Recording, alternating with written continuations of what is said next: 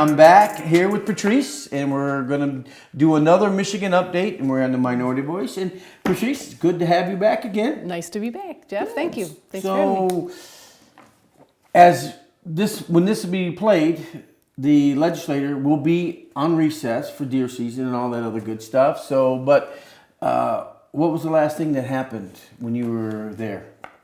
Well, today we had there was a Senate hearing on bills, a couple of bills regarding drop boxes. Okay. And so we had a person testify, Jim, my husband testified, and he had an opportunity to speak with Senator Johnson afterwards, which was good too.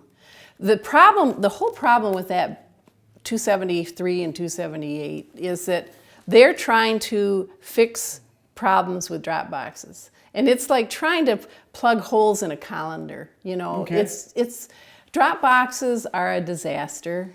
They're not necessary. They don't bring much benefit. If somebody wants to deliver their ballot remotely, they can mail it. But drop boxes have just been nothing but a problem, and so now they're trying to fix a problem that just should be eliminated. They should be eliminated. Yeah, they should be eliminated. You know, some of this stuff. It boggles my mind because I like to think I'm a simple guy. Okay, I like simple things. And to me, a drop box just opens up a whole can of worms for problems. Let's just say problems. Yes. And I don't understand in this day and age. I know snail mail is slow. We know it is, but I don't know. So, well, one of the things about the whole Dropbox issue, too, is it breaks chain of custody. Yes. And there's no checks and balance system in it because they allow one person under cover of darkness, basically, 8 o'clock or wherever, to go get the contents out of the boxes. Oh, so only one person? Only one person, yeah. So that person they're supposed to log, part of what these bills wanted people to log things better and keep better track. But if you were to do that in a polling place where one person had access to ballots, people would be outraged.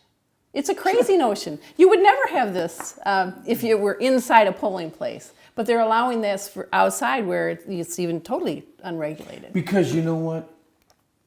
You gotta trust people's intent. Everybody's going to be honest. You can't. That is discriminative to think that somebody would not be honest. Patrice, how could you be like that? To think that he would. Ronald Reagan said, "Trust but verify," and he did without say that. Verifying, you don't have a system. And our whole system is based on checks and balances. It's not based on trust. It's based on checks and balances. You say they're just trying to plug holes instead of just.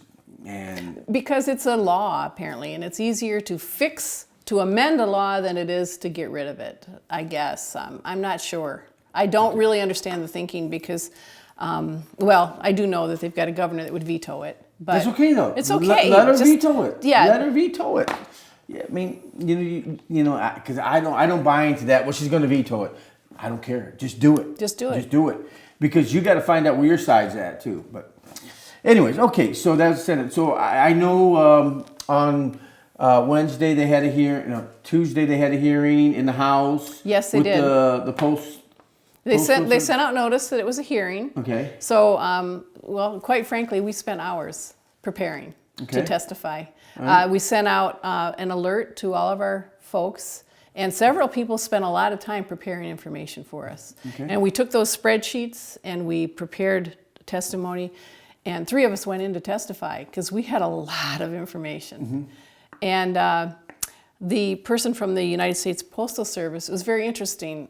Stan Frank was his name. Okay. And he was beaming in. He wasn't in person. So it wasn't in person then? No, it was a Zoom call. Go ahead. Where's he from? Is he Michigan? He's Michigan's person?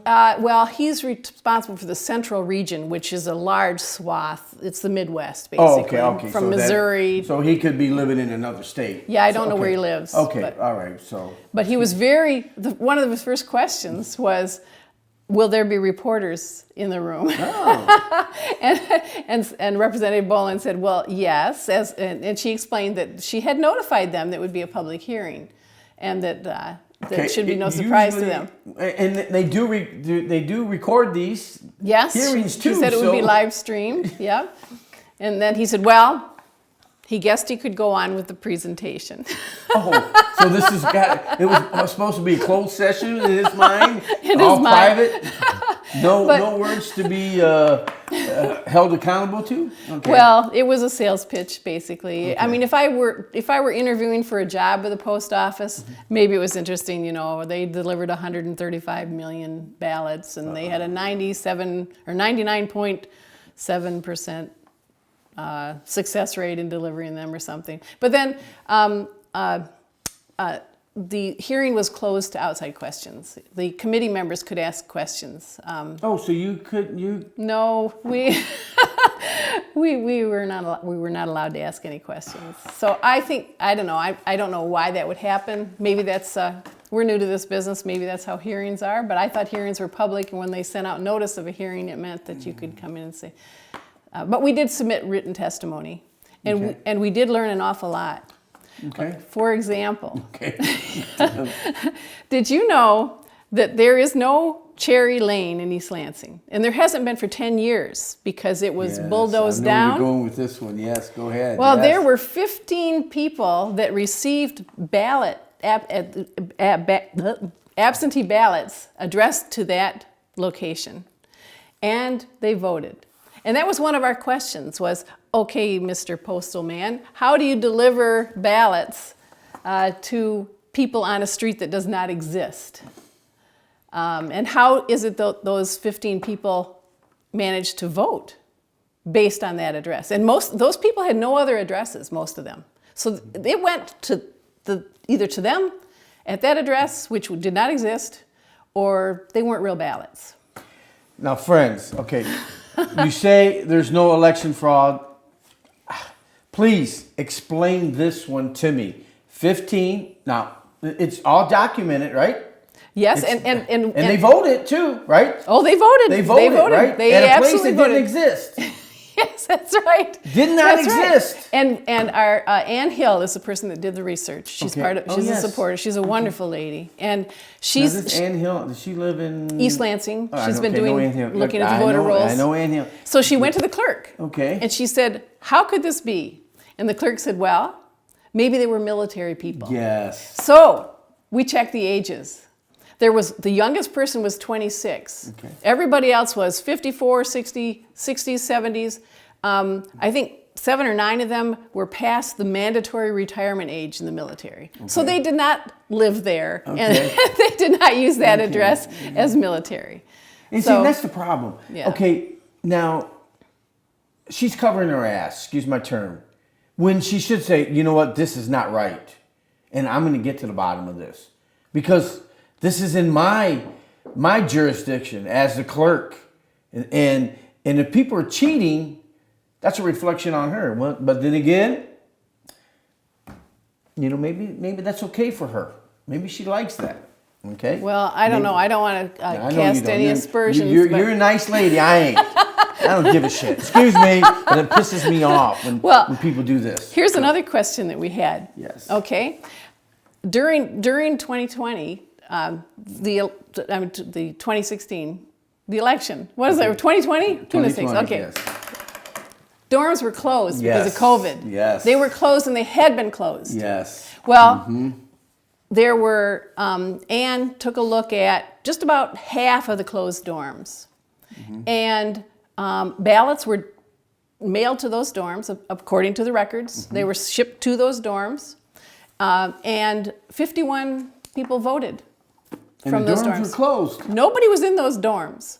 So, okay, in the worst case scenario, let's say the post office delivered them to the MSU mailroom.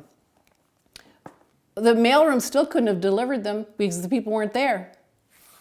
So we asked the question, how could this be? But we weren't able to ask it to the people that could answer. We did ask it to Representative Bolin, and she suggested we should check with the clerk. So we will get back with the clerk and ask that.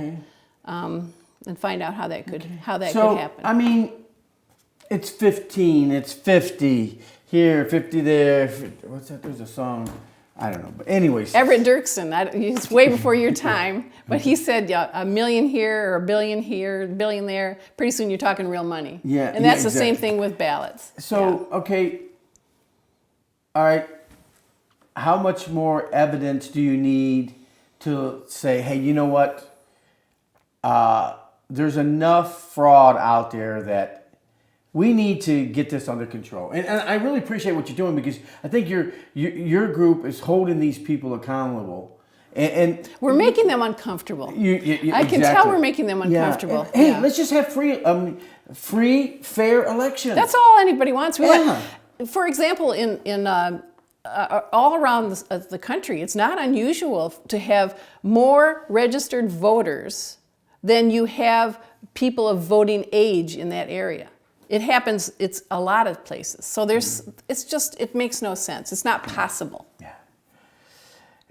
Okay, folks, you need to get a hold of Patrice, become a part of her group, and be a voice in your area, because the only way we're going to make a change is if we get on our reps and our state senators to make a change. But let's pivot here a little bit. I want to talk about last week there were some national elections in Virginia. Yes. So what's your thoughts on Virginia? Well, I think it's interesting because the polls, if you were to follow the polls, they all predicted a Democrat victory on all counts. Sure. And then it got tighter and tighter. And then, oh my, it didn't happen. No, it didn't. And you know what I found interesting is, this clown, he was telling parents, you don't have a right to decide what your kids are being taught. And this is so significant because Terry McAuliffe was head of the Democrat Party, wasn't he? Yeah. Yeah. Mm-hmm. Yeah. So, I mean, he's no little dog. He's a big dog. And what I find interesting, that was words out of his own mouth. That's right. Yet they tried to say the race was all about racism and white hate and all this other stuff. But I find it interesting, the lieutenant governor that won, I think she's African American, right? Yes, she is. That's right. Yeah. And the attorney general, he's Latino, he's Mexican. Hey, cool. We got another one. Yet here, you got two minorities elected to high office. But I would dare to say they probably call the black lady and Uncle Tom. And that they're leveraging the weapons they can leverage. But all the way down the ticket, Republicans were elected. Yeah. There's a lot of anger.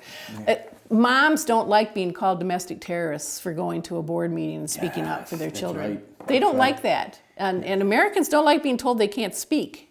Yeah. And it's interesting, and I'm gonna come with my conspiracy theory. So they said that Youngkin got 55% of the Hispanic vote. Oh. Huge number. 13% of the African American vote, which is a considerable amount. Usually single digits. Mm-hmm. They got 27% more suburban women vote than Donald Trump did. Really? Well, so suburban women are mad. Yeah, exactly. That's why when you said that, it made me think about it. That being said, he only won by 2 points. I don't know. I find that hard to believe. 2 points. Yeah, okay? Well, you don't know what went on behind the scenes, but for him to pull it off, it must have been a landslide. You know what? I am thinking that should have been 6 to 8% victory margin, and they probably just couldn't shift enough votes, unlike they did with Trump, where they shut everything down for 4 hours so they could catch up. But I'm digressing. But let's talk about another one, the New Jersey race. Yes. That's a fun one. Yes. Durr. Yeah. Truck driver Durr. Durr. Yeah. Yep. Edward Durr. Durr. That's right. He said, go ahead. No, go ahead. Well, he said, I heard him being interviewed, and they said, how did you win this? And he said, well, I just went door to door and knocked on the doors and listened to people. And they said, well, Sweeney must have done that too, don't you think? And he said, well, I didn't see him out there. You know, and the interesting thing, this guy, Dave, he was the most powerful senator in New Jersey. And considered one of the top powerful Democrats in the country. Oh, really? One of the top two most powerful Democrats in the country. Okay, I know he was a power broker. Yes. A truck driver. And what was interesting, in his primary, he said he spent $130, and he said $80 were on donuts. Yeah, I've heard different estimates, anywhere from $500 to $2,300, but that's what he spent. Yeah, and well, in the general, he spent more in the general. Yeah, but it was, I mean, Sweeney spent millions. Yes. Plural. And you know what? You know, that gives us hope. It does give us hope. You know, there is justice in this world. There truly is. People are paying attention. And if you really, and I tell people that I consult with campaigns that, you know, if you put your mind to it, you can win an election single-handedly. If you put your mind to it. Now, I'm not talking governors or U.S. senators, statewide elections, but in these little elections, community elections, like school boards, county commissioners, even state reps, if you really put your mind to it and have a purpose, you can single-handedly do it. I think if people think you care. Yeah. You know, in our township, we had a fellow running for township supervisor. We're a small area, right. but he was knocking on the doors, and he got elected because people said, he came to my house. Exactly. You know, Yeah. it's a big deal. It's a big deal. Well, Patrice, it's been good. And since our legislators are on vacation, I guess you get a little break too, to at least enjoy the next few weeks anyways. Well, we'll be working. Yeah. But Anything on the horizon you see that people should be aware of? well, in terms of our group, we have William Wagner coming to speak this Saturday. Okay, yes, So we're tell us very if he excited comes, about yes. him, because he's going to be speaking on, fortuitously, the critical race theory and its emergence as an issue in the upcoming elections. And that has really proven true already. Yes. So that'll be very interesting. So you meet this Saturday. This Saturday at 5 o'clock. Give the date. What's the date? Saturday, the November 13th. November 13th. Okay. 5 o'clock. 5 o'clock. In the Stockbridge Activities Center in Stockbridge. And the address is? 305 West Elizabeth Street. All right, Dave, you put that on the bottom of the caption here for her. We appreciate that. Well, once again, it's always a pleasure to have you here and keeping us informed. And I look forward to getting out there with your group and maybe even testifying one day. That would be terrific. That would be terrific. Yeah, because I got a lot in me. I got to get out, and so maybe I just need to do that. Well, if I might just say one more thing. Okay, go ahead. We had a class that we offered, Politics 101, with Yes, Linda Lee Tarver. yes, you did. Yes. My wife went to it. Yes. Yes, she was wonderful. But I was surprised. We made packets up and that type of thing, Okay. and Linda Lee helped. She gave us a slide presentation, which we massaged and made our own kind of thing. Right, And we had plenty of people RSVP, so we made up 30 packets, and we thought that we would be good. And we had about 40 people there. Wow, and awesome. it's symptomatic. People are thinking, okay, I got to get involved. How do I do it? Yeah, What's the first step? Good. Yeah, and I think that's just reflective of where we are in this political situation right now. So Good. Well, it's good to have you. And folks, nice to be here. good. Until next time, Joshua 24:15.